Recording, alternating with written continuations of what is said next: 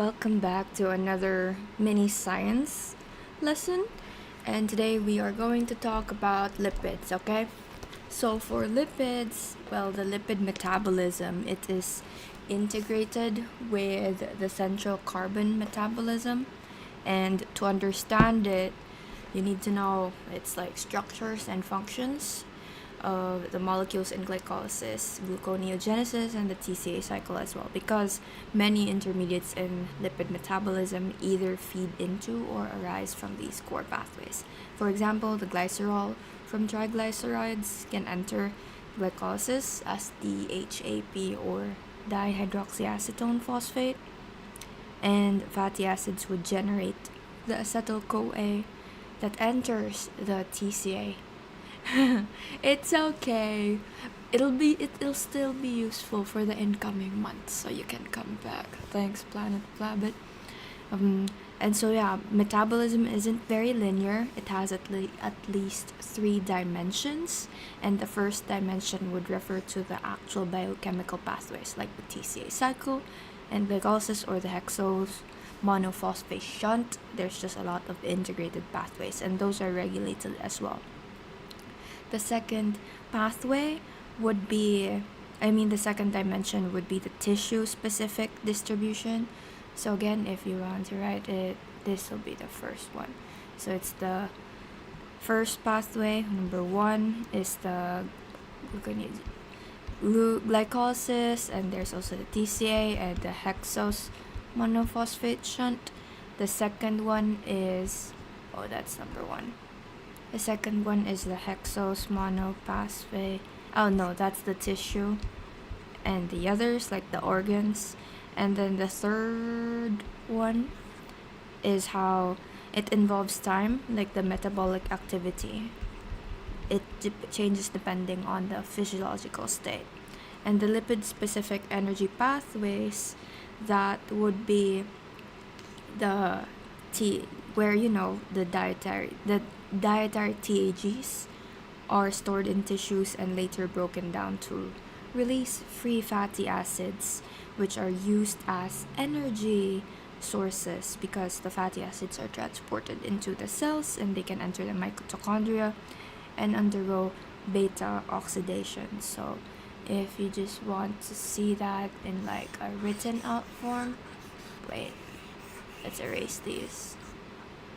The fatty acids, they are transported into the cells and they enter the mitochondria and undergo beta oxidation, and you get ATP. Again, fatty acids go inside the cell, go inside the mitochondria, processes beta oxidation, and then you get ATP.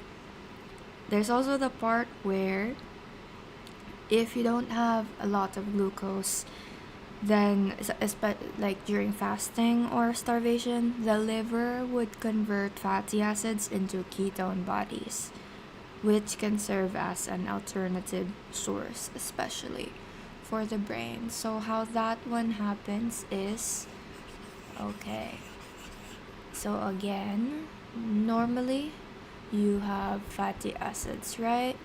They go inside the cells, and inside the mitochondria you have the process of beta oxidation and you get ATP.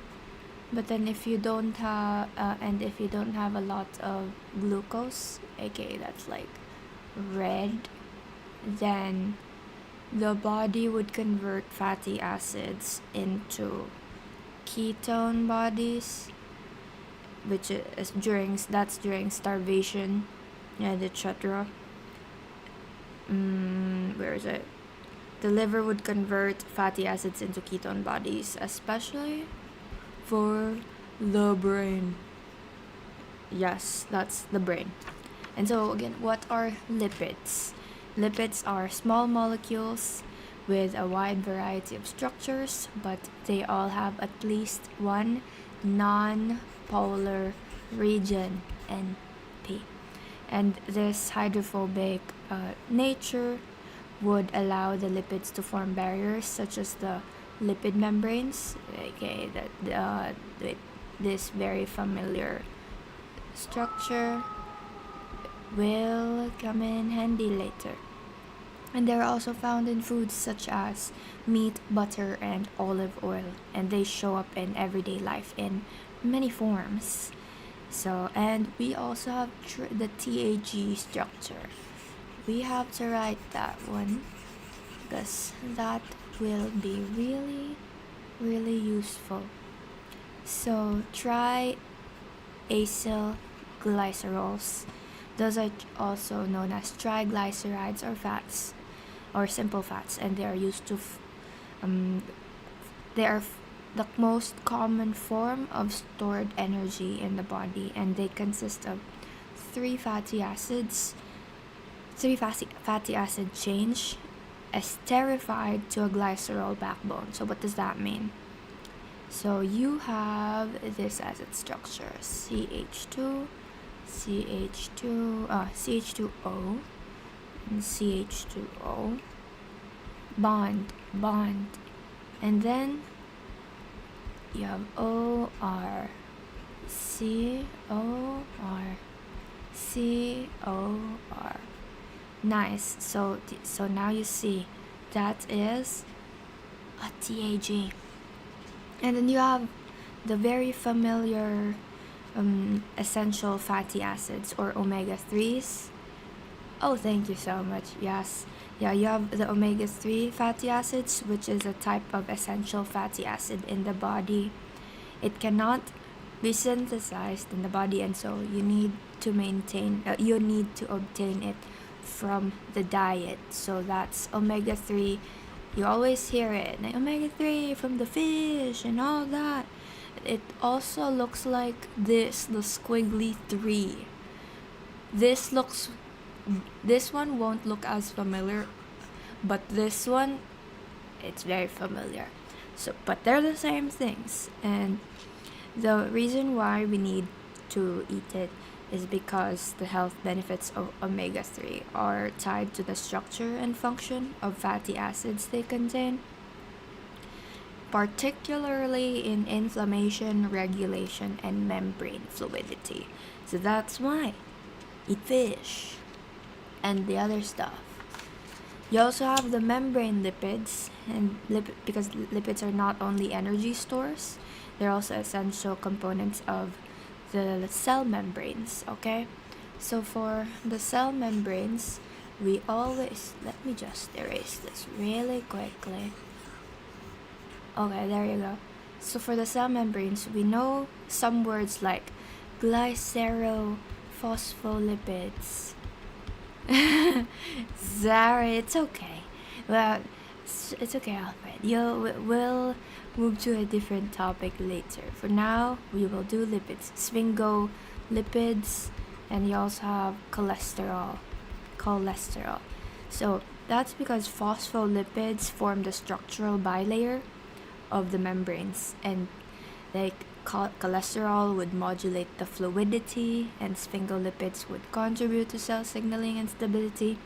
And cholesterol is also found in egg yolk. Yes, the cholesterol that we all know, that common word. So cholesterol is also found in egg yolk, and it plays a critical role in membrane architecture and signaling domains like the lipid rafts. So what did we learn today so far? Eat fish and eat eggs. Fish, omega-3. Eggs, cholesterol. But we don't need a lot of those, okay, because they could accumulate, which we will talk about either later or maybe tomorrow or the next day. So watch out. And again, lipid biochemistry can be categorized into several core areas. First, you have the fatty acids plus triacylglycerol, which is the common energy source. Cholesterol is a key lipid involved in bile and steroid hormones, and membrane lipids include glycerophospholipids and sphingolipids. We know that. And you also have eicosanoids, which are lipid-derived molecules which act as local hormones and play a role in inflammation and immunity. By the way, you can change the mini hat that you're wearing by doing exclamation point hat. So for example, if I do mine, I'll type hi, so I get a mini character as well.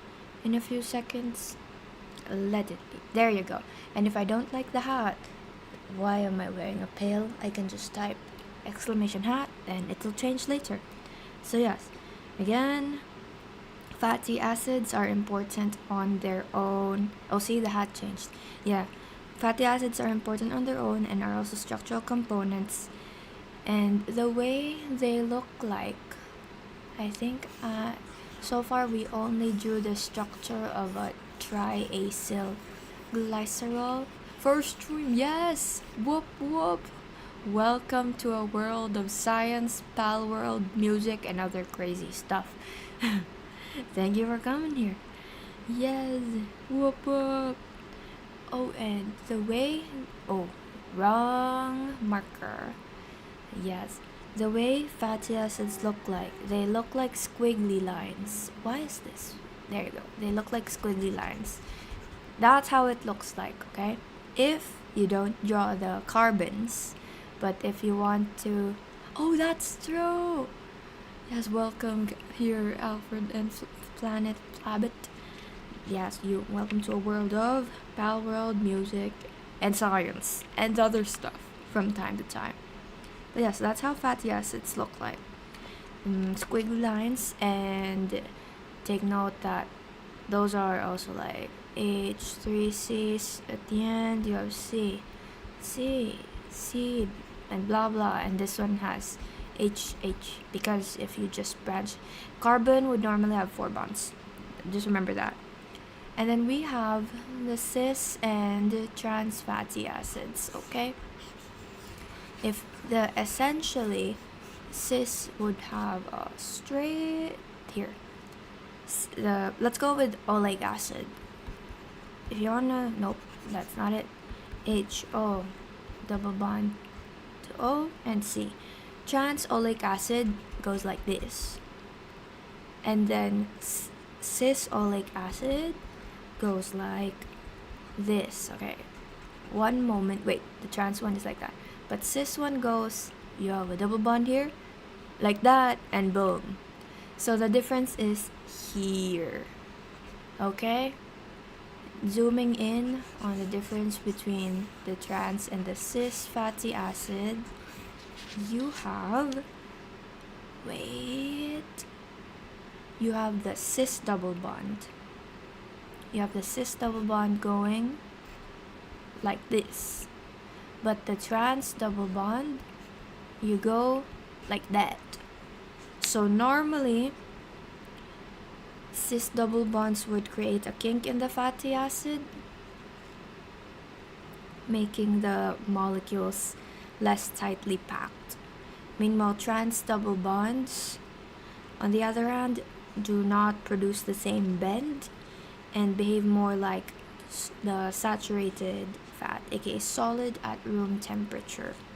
And trans fats are rare in nature and are usually produced during industrial and hydrogenation processes, such as those used to make margarines and stuff like that. And then you have polyunsaturated fatty acids, wherein you have more than one double bond present, and the second double bond is usually placed around like 3 carbons away from the first, and they're never conjugated. So for example, you have omega-3 and omega-6 fatty acids, which differ by the location of their first double bond. Okay, and some key fatty acids that we should remember, and I should also sticky note, are, there. You have the abundant fatty acids, which means a lot of them exist. You have the palmitic, which is the 16 is 0. The palmitoic, palmitoleic, 16, 1, and 9. I'll explain what those means. Stearic, which is 18, 0, and oleic, which is 18, 1, 9. So what does that mean? Well, that means they have a bond. This one doesn't have any bonds, and you have 16 carbons. 16 carbons, 1 bond at the 9th carbon. And same, 18 carbons, but this one has 1 bond. Also, so we explained that fatty acids are stored energy, and in the fed state, how to draw for kids. Yes, this is beautiful artwork, you know. This is Mona Lisa level. Look at that smiley face. It's art. Okay, so the TAGs in the fed state, they are digested and absorbed into the body, and they are reassembled into TAGs and are transported into the bloodstream. And they're often in lipoproteins. Once they reach the tissues, they're taken up and stored again as triacylglycerides. So that's why you have a cycle of reassembling and disassembling. And let's just write it in a very simple way. I think so. Calculating, maybe. There will be a lot of arrows, that's for sure. But yes, a lot of like squiggly lines. Okay, so let's write fed state. This fed state, you have the fatty acids from dietary fats here are digested and absorbed into the body. Digested. And they are reassembled again into tags like this. Once they're assembled again into tags, reassembly. So see, look at that, beautiful. Okay, now let's focus on the overview of tags. Dietary acylglycerols. Dietary triacylglycerols are the primary form of what we ingest. Digestion begins mechanically in the mouth and the stomach. Wait, let's erase this. Erase. In the mouth and the stomach. Here. So we have, let's say we have a candy. Oh, no. Not a candy. Let's go with steak. Then how does it look like? This is steak. Gee, look at that, steak.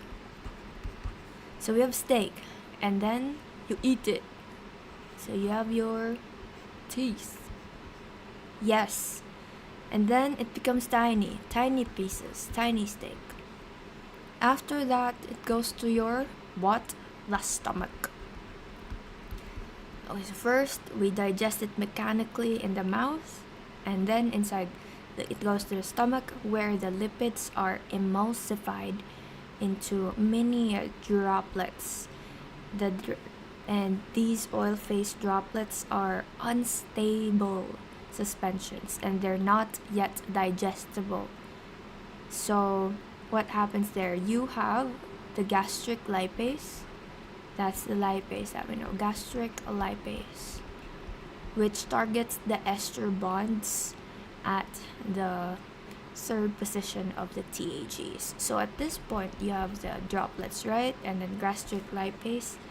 And then, now you have the stable emulsion, as then the fatty acids are around it.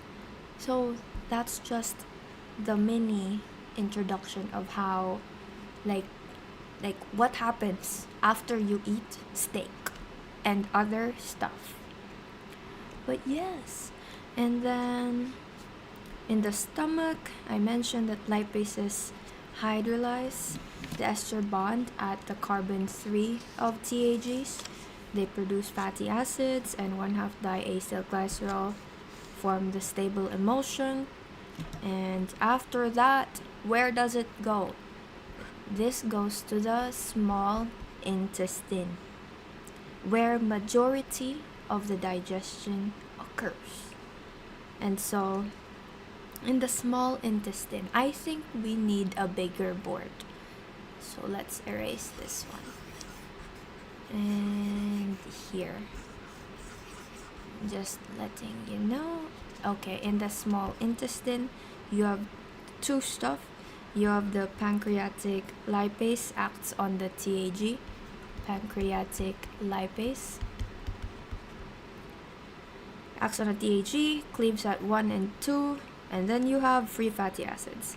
And then you have the bile acids from the liver, which will solubilize them into mixed micelles, which will increase the surface area and facilitate interaction with the enzymes. So the micelles will contain bile salts, fatty acids, monoacylglycerols, cholesterols, and phospholipids. Alright, but yes, I think that's a mini good starting like ending point for now. Just remember, at some point in the small intestine, the steak becomes micelles. Alright, thank you for coming by, and see you next time. Bye bye.